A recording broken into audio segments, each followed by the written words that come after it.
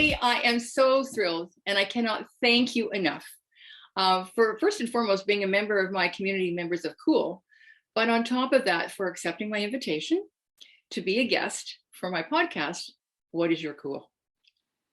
It is so cool that you've done this. I think it's amazing. And thank you for inviting me. It's been a pleasure so far. Great. Now, full transparency, you and I are not newbies to each other. We have been friends for a good number of years, personally and professionally.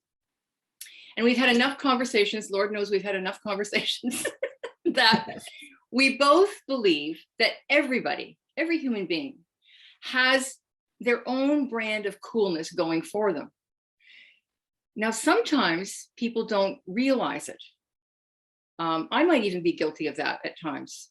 I would say on occasion, you know, you have yeah, you have sort of said, you know, hey, Lianne. So anyway, they don't know it. Can you speak about that?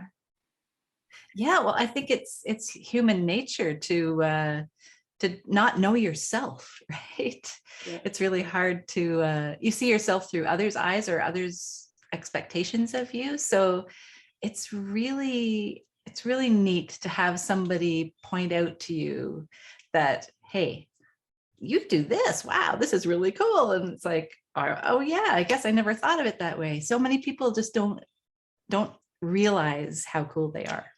Yeah, we both agree on this totally. It's a human failing that makes us very human. But you know, we in a sense we don't really embrace ourselves. We don't embrace our gusto. That's one of my phrases. We don't embrace our own gusto.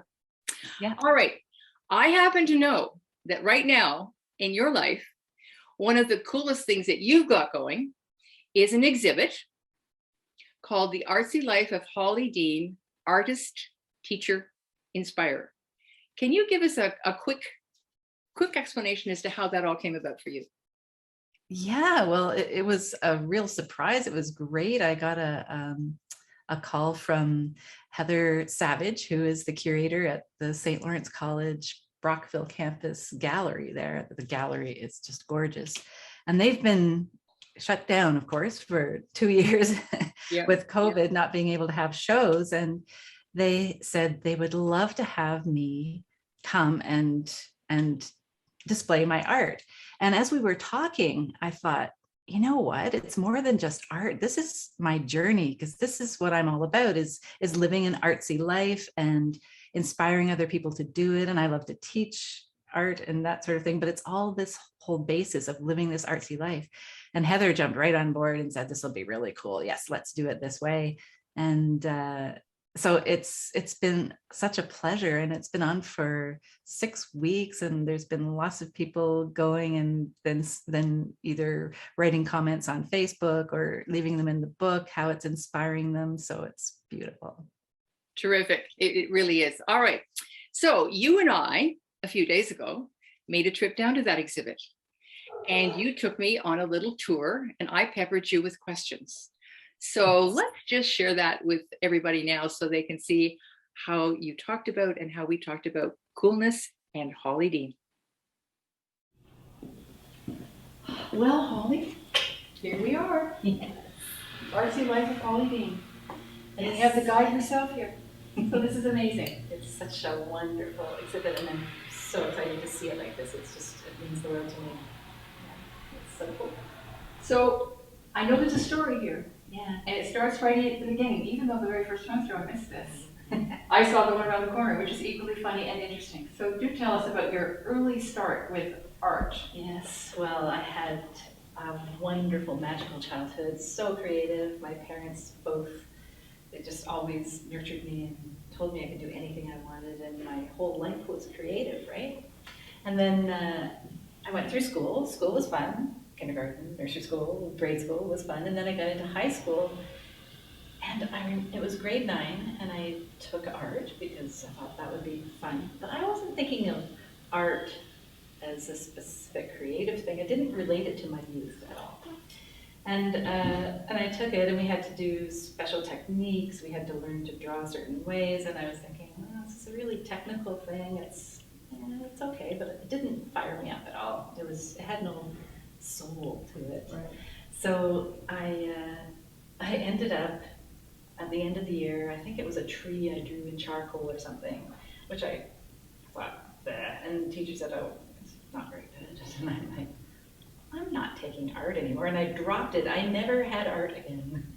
Well, my schooling, because I didn't relate it at all to being creative, and it wasn't taught that way. There was no exciting part to it. So it was so funny to have grown up and have it as a natural thing to be creative, but art was this separate thing that didn't have anything to do with it. right.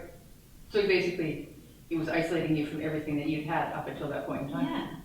Yeah. Okay, interesting. Yeah. All right, so then we progress on a little bit later in your youth. All Yes. right.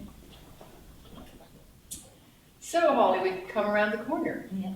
Now tell us about the second part of your childhood and what happened there. And Well, I finished my schooling, actually graduating from grade 12 with honors, and I finished up the summer and said to my dad, I'm not going back to school. And he said, oh, and then he got me a job. He was high up in General Motors in management, and he went downtown Toronto and talked to an ad agency and said, I'd like my daughter to come here and learn what you're doing.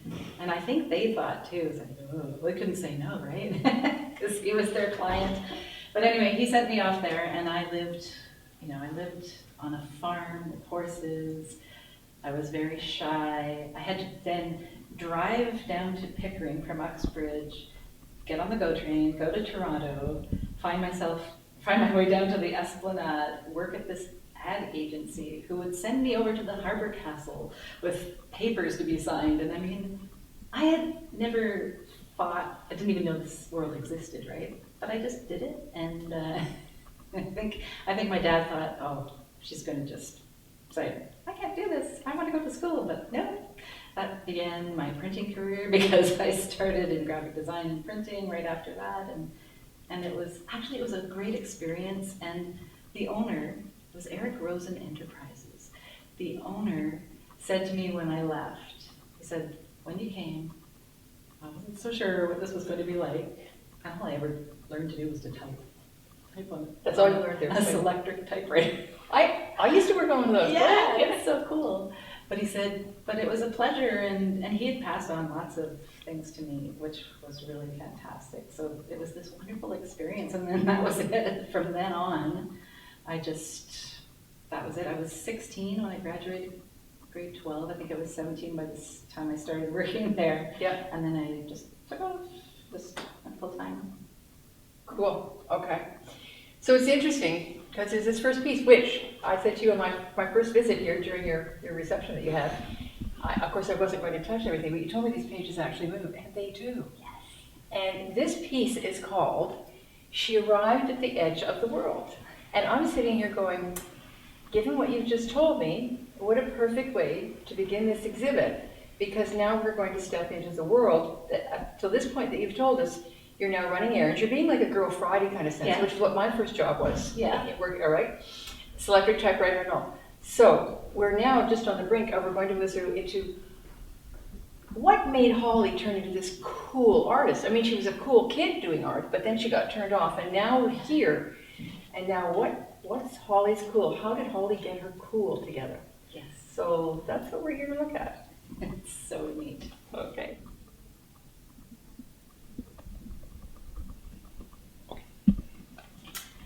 So Holly, this one fooled me when I went through the exhibit because I thought, oh, that's not Holly Bean, but that's probably an inspiration of Holly Bean's, but not the Holly Bean I'm used to. But there it is. Yes. So do tell me about this one. Yeah, and what is this? It's 1998.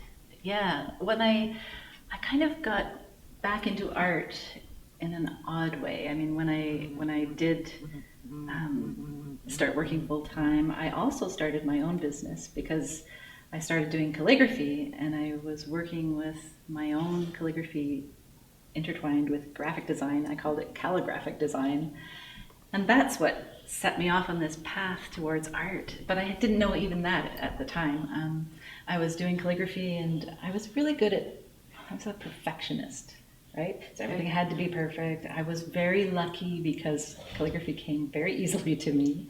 So I was good at it, which which was encouraging, right? I didn't want to stop.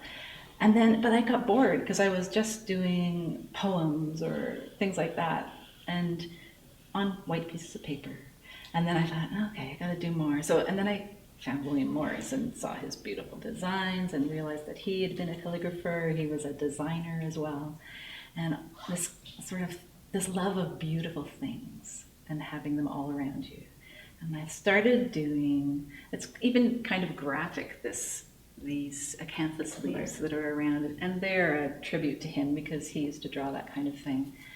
And yet it's still more graphic than commercial type of art. So I started doing that kind of thing. And then I started doing paintings. I would explore different mediums, and then it became always words, but more color, more texture, different mediums. I even worked in oil pastel once and scraped words out of the oil pastel. And so it was this real great exploration, and that's what it was. It was playing and exploring, and it wasn't, now I was doing art, but all of a sudden art was this creative expression, and it wasn't this technical thing I had to do well or not. And that's because of the calligraphy too, because I thought, well, I like doing this perfect stuff, but it would really feel so good if I could just kind of let go. So how can I do that? It took me years. It took me years to just let go and play without thinking it had to be perfect. Cool. So in retrospect, you had this very creative childhood, freedom, wide open spaces, horses. I mean, all that stuff. I get it. You and I love horses. You went to Toronto. Now you're working in a very kind of structured business, very structured kind of thing that you were doing. Yeah. That lacked play, which you had back as a child. Yes. And so, in a sense, your cool was rediscovering your play through your art. Becoming a child again, and doing that evenings and weekends because I needed that. It was like just the full-time work, which I was good at and I enjoyed it, but it didn't feed my soul. Cool. Cool. Yes. So I came around the corner in the exhibit when I walked first time, and came around the corner and went, oh my goodness, this is the partner to the wonderful Holly Dean original that I own in my home, which walked through my door totally kind of unannounced. It was a big surprise. It came to me, I didn't go to it. Yes. So yeah, this, do talk about this in terms of, you know, how you evolved and got to all your coolness, which of course still isn't over because you have years to go. I know. So who knows talk about this one? Well, it's different in the fact that now things are becoming more painterly. I'm really having fun with texture and paint as a background, but the lines are graphic and calligraphic. And it's funny too, I mean, I didn't really notice this type of thing right away, but these elements, they're fun and graphic, but they're also Cirque-like. And I didn't even really realize that was going on, but that is an influence for sure, which will come up. It's just an incredible part of my life. But this was so cool because when I started painting this way, the words were as important as the paint and the texture, the background. So sometimes I would start with a quote. In fact, most of the time, I would choose a quote that I wanted to do a painting with, and then I would just, maybe the paint didn't have anything to do with what the words suggested, but I was going to make a painting that quote was going on. So that's how it started to move forward into this painterly look. And even at this, you can see in certain lights, there's text written again finely on the top. It's all about layers, right? There's text underneath paint that you can just see a bit. Well, it's often an illusion. It isn't really, but I mean, depending on the lighting and where I'm standing in the room, because ours is a very, very big painting, like bigger than this one, if you can believe it. And there's like, oh, there's that word. Oh, there's that word. Yeah. Like it's a little surprise. Yeah. Like, I'm on a word hunt. Yes. Scavenger hunt for words. Holly has them layered in everywhere. And you don't know if they're when you're in or not because it's just up to you how you find them. That's right. It's so neat. And I think it's that layering that really comes through in all my work from now on. It's just, it's not that one-dimensional sort of graphic look. It's now deep and it's mysterious. And this quote, this particular quote, I had the painting at a show, and a woman came by my booth, and she stood and she read it, and she said, "Oh, that's so sad." And I thought, "What do you mean it's so sad?" And she said, "Well, that opportunity walks with time." And I never thought of it that way. I always see it the other way. I'm always a glass half full person, right? So it had never occurred to me. I mean, to me, this means there's always opportunity because we always have time, so we always have opportunity. But it's so neat to get that feedback when you go out into public with your art and you're, which is a hard thing to do, to expose yourself. This is an expression of who I am, right? And I'm out there talking to people, and when someone took it that way, I thought, oh, because I don't want to make somebody sad, but no, I mean, I just don't see it that way. Yeah. But it's interesting. Yeah. Oh, very cool. As I say, it very much reminds me of the palette, and type is an inherent part of ours as well. So Yeah. I love it. Okay, Holly, you mentioned Cirque Du Soleil, I presume. Yes. So do tell about Cirque Du Soleil and Holly. Yes. And how that got coolly happened. Well, yeah, I mean, something I would never have dreamed of and wasn't looking for, but that was the thing about being an artist. When I did start making the paintings that were more painterly, then I started doing shows. So I went to the One of a Kind show in Toronto, and that's actually where I sort of started my shows. But before I did a painting show, I did a show with little initials that I used to make, and I went to, it used to be called, well, it was the Toronto Gift Show, and there was a part called Uniquely Ontario.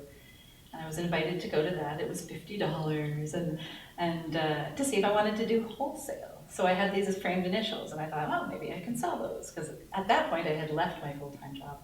So I was looking to be an entrepreneur, right? So I went to the show.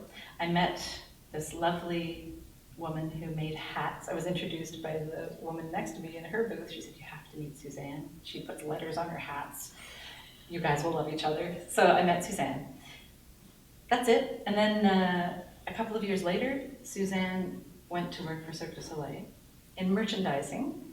She stopped doing her hats full time and went into the merchandising world there. So she talks about it as running away and joining the circus. And she got back to me, not about my framed initials, but I was also making these beautiful little, what I called fairy rounds, and they were scraps from the studio inside a glass ball, and you would use them not just at Christmas time, but year round, and there were magical little things, little orbs, and they attracted fairies to your house. I wrote a legend about it. Cool. And it was really cool. People would say, "Oh, is that true?" I said, "Well, of course it is." I mean, I did lots of research, and there's lots of really fun stuff about fairies, right? So anyway, I was making these fun things, and she saw them and said, "I think we could make something for Cirque du Soleil." So we started making costume balls for them. But that wasn't the only thing I was doing. I was making paintings as well. Because Suzanne also, I mean, she wasn't just making hats. She was a painter, a designer. She was just, and we were on the same wavelength. So when we talked about stuff, we would get all fired up and finish each other's sentences, and we would come up with these great ideas. So she had seen one of my big panels that's in this exhibit, and she said, "Why don't we do a painting based on that?" And that's what these paintings are. They're called Totem, and she said, "What we're going to do is we're going to do 250 of them. They're all going to be painted from scratch." And she said, "And there's not many artists I talk to who want to do this kind of thing, because you can't charge a fortune for it, right? It's only going to be this much money, but you're going to do them over and over and over. And it's production. Do you want to do that?" And I'm like, "Yeah, that would be fun." I loved production. I'd come from a production background. Oh, of course, so yes. I could apply that to my art. That was fine. And so I had been doing these really cool underpaintings, which is really fun. And here you can see I've got calligraphy. Yeah. I have collage. Yeah. But it's much freer, right? Yeah, right. And then painting over top. And yet because it had to be done over and over and over, I chose something that was fairly structured, Right. so that I could actually make templates. And okay, in this section I'm painting red. But it was wonderful, even though I was doing the same painting. Each one was slightly different because it was all done by hand. Yes. There's like 15 minutes of writing on each one after the paint dried. And that's where I learned how, oh, those gel pens are not waterproof. Oh, I thought, yes. oh, but if I set them with a heat gun, they are. So, because I would do a varnish over the top and they would run. So you learn a lot of things too. Yeah. Now, were these used, any of these designs used in the show, or were they used as merchandise? They were merchandise. Okay. Yeah, so when you went into, they had fabulous merchandise tents. It wasn't just your regular t-shirts and stuff. It was, there was art. They had all kinds of different art. Cool. Yeah, so that was cool. I did little ones too. And but this coming across something like that, just because I put myself out there, and that's what I talk about when I teach artists and especially students. You have to get out there with your stuff, and you have to show it to people, and you have to talk to people. Because if you don't, how do you expect anything's going to happen? You can't sell your art. You can't be discovered. I mean, I wasn't trying to be discovered, but that's what happened. Yeah. We did Cirque Du Soleil for 11 years full time, and then little bits after that, and it was incredible.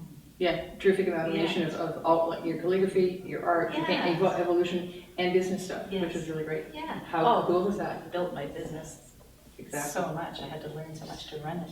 But Cool. yeah, this piece is so mixed media. It's got so much stuff going on in it. Metal pieces, and back to calligraphy. Yes. Which is really something that I wasn't doing as much because it's not that old a piece, but I loved the idea of writing a poem for this, which I wanted to do that, but I thought, well, how am I going to write a poem? So what I did was I took all the, I collect fantasy novel titles because I think they're just amazing. They're just wonderful, evocative sounding words. So what I did is I went through my list and I just strung them together. So what this is a series of those titles that I've just put verbs and conjunctives and all sorts of things together to make it a poem. And it worked out really well. And I would love having it at a show because people would stand and read it and then they'd kind of look puzzled and then they'd start to smile. It's just so great. And it says, I think, at the bottom, yes, it's a nod to the world of fantasy literature. Yeah, an homage.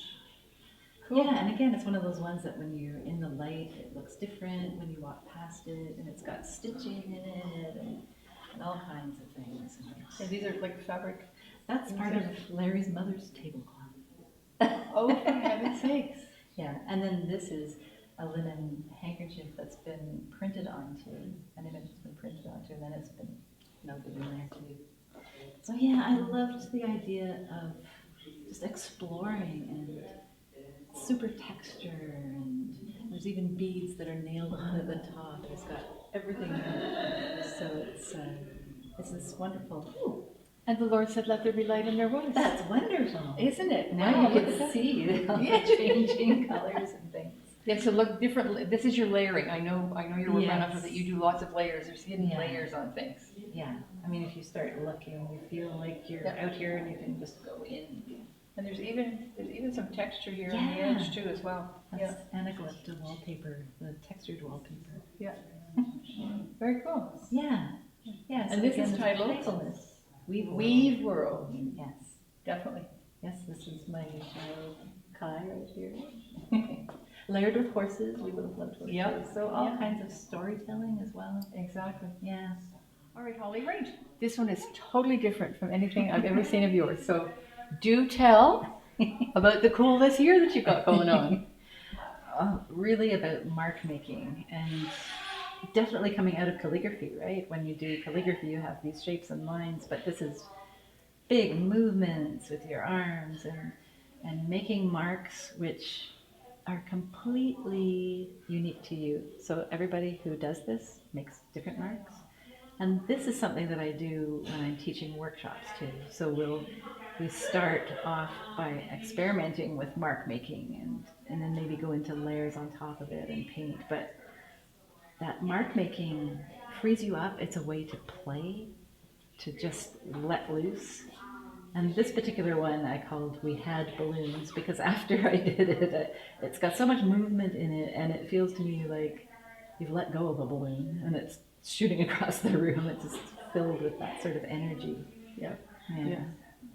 Yeah, very, as I say, very, very striking. And I said to my husband, I said, and there's no color, it's just all black and white. Yes, and that's another thing. Yes, I love working in black and white sometimes. I find it very, well, it's graphic, Yeah. but it's also when you take color and texture out of the equation and you're just focusing on the marks and working with black, basically, it's more freeing. It's less complicated.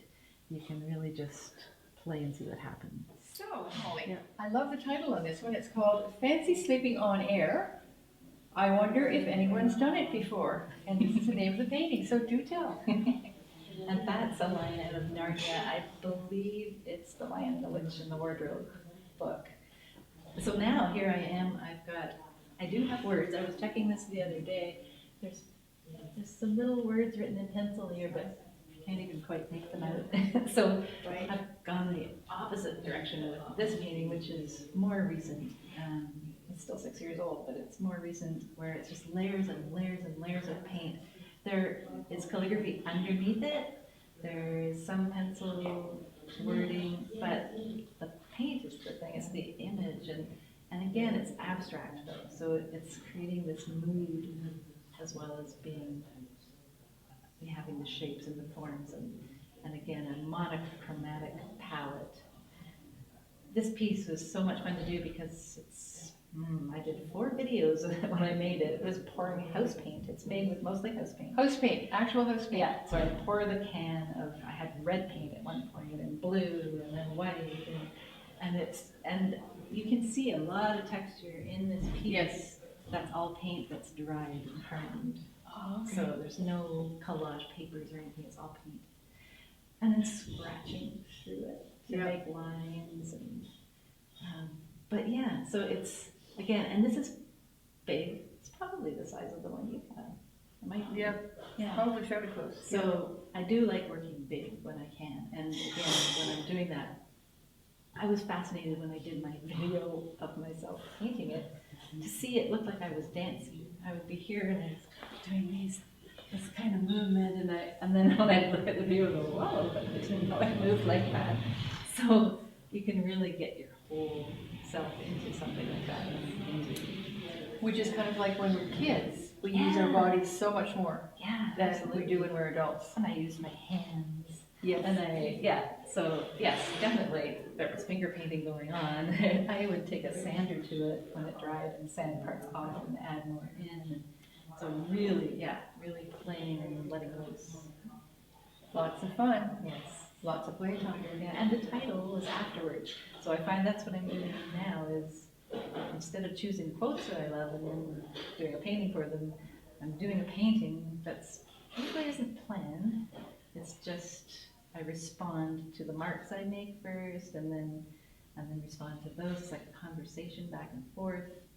And then when it's finished, I go and find some really evocative words that I think suit it. But I think what made me think of that is I have drawn a line here, and I imagine sleeping on a little hammock or something here. Yes, kind of the hammock shape. I love hammocks. Hammocks. Yeah. So Very interesting. yeah, but it's still at play. I love literature. I love words. I love text. I love abstract and color and texture. So putting them all together in all the different ways is so much fun. It's kind of like a toy box of cool stuff. It is. Yes. Okay, back to the play. Hey, Holly. So, what's your cool? Well, your art is obviously cool, but, you just live cool. And explain to folks how anybody can live cool. Don't have to be, a master painter, creator like you in that sense. Creation is a much bigger scope than just the arts. Yes. So explain how you kind of live cool that really anybody can do? Well, I think it goes back to the idea of play, the idea of connecting to that childlike presence inside you. And that's hard to do in this day and age, especially with all the things going on in the world, but it's even more important. And it's hard when you're an adult to sort of let go of your responsibility and think, I could just do something for fun, or I could be different. I could, what do you want to wear? Wear the clothes that make you feel good, not what you think you should be wearing, especially because of your age or something like that. Right. Do crazy things with your hair. I've brought, for this exhibit, I was able to bring in parts of my studio and my home. There's shots that are showing my kitchen, and that everything that I do, the whole world around me that I create, inspires me. And it's just by bringing things that mean something to me together, which everyone can do. Everybody knows the things that make them happy or make them inspired. Keep those close around you. And look at your life through a creative lens. Well, there's so many people that say, I don't have a creative bone in my body, but that is never true. Humans are creative by nature. We don't realize, I think, that creativity doesn't mean making art, drawing something. It means, problem solving, really, making choices, daring to be a little different, thinking outside the box. When I cook, I love to cook. I find that very creative, and I like it as much as making a painting. I love gardening because that's the same thing. I'm creating something. It's about making things partly, but also seeing the beauty in things. And even if you're not making something, you've got it there, and it's feeding your soul, and it's making your world just a special place. You can really create your own world, or curate it. Like this exhibit has been curated, right? So for me, this has been an amazing journey to come through and see it put together as my journey, sort of once removed, but it's an odd feeling. It's beautiful. This is the 6th time I've been to the exhibit, and it just feels like home, and it did the first time I walked in.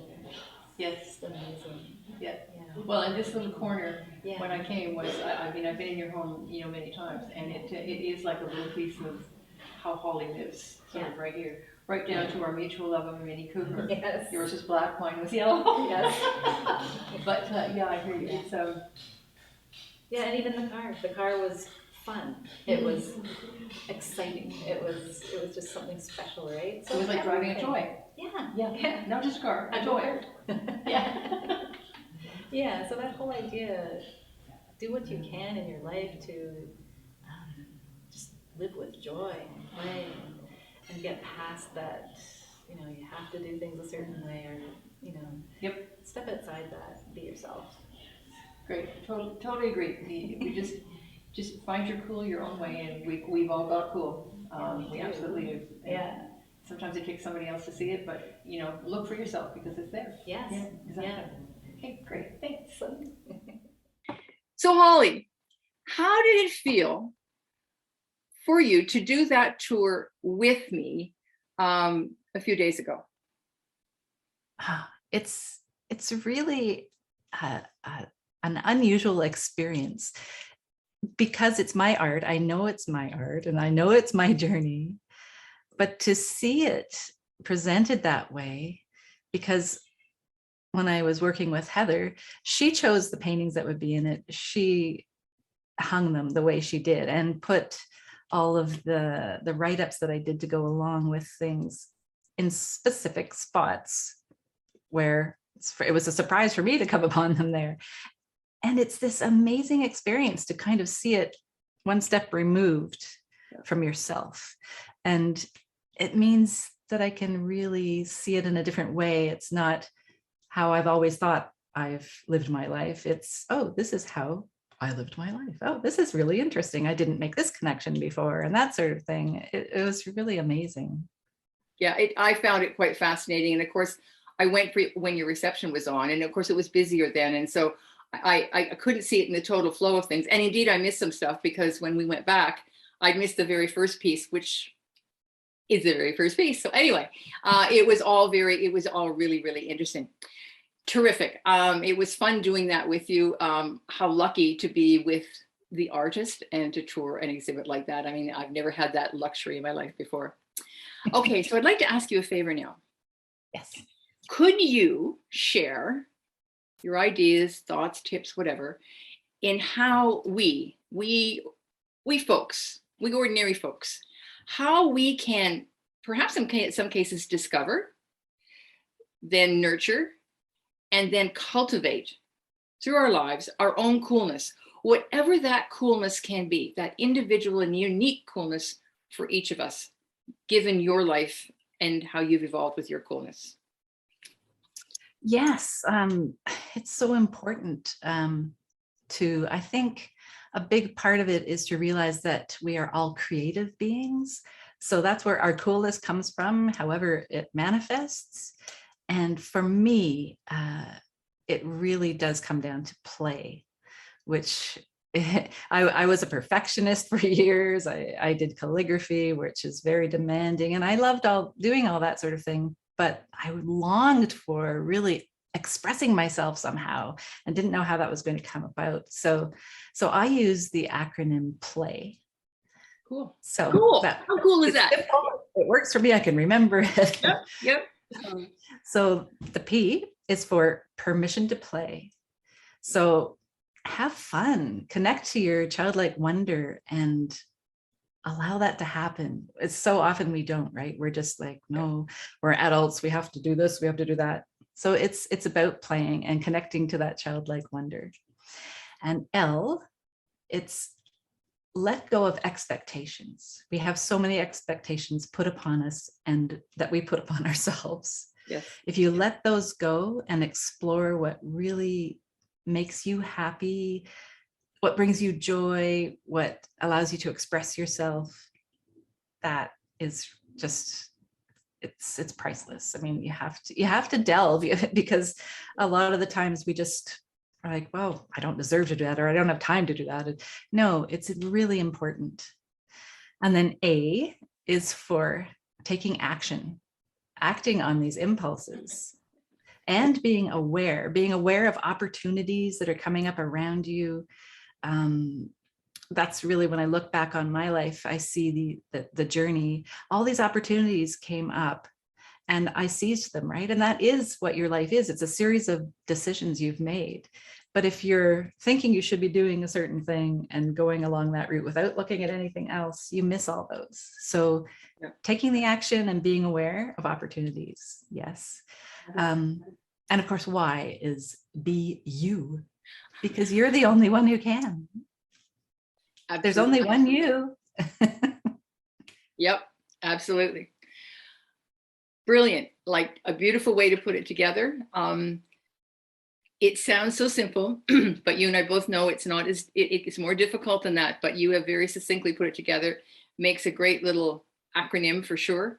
And something that, that we can all kind of make notes on and post somewhere, many multiple places, perhaps in the home, to remind us on a daily basis. That's right. Because it will be almost really for all of us, forming some new habits. I know I tend to put the play part, like I have to do a whole bunch to, in a sense, my mind, I think, earn it to feel I have the right to do it.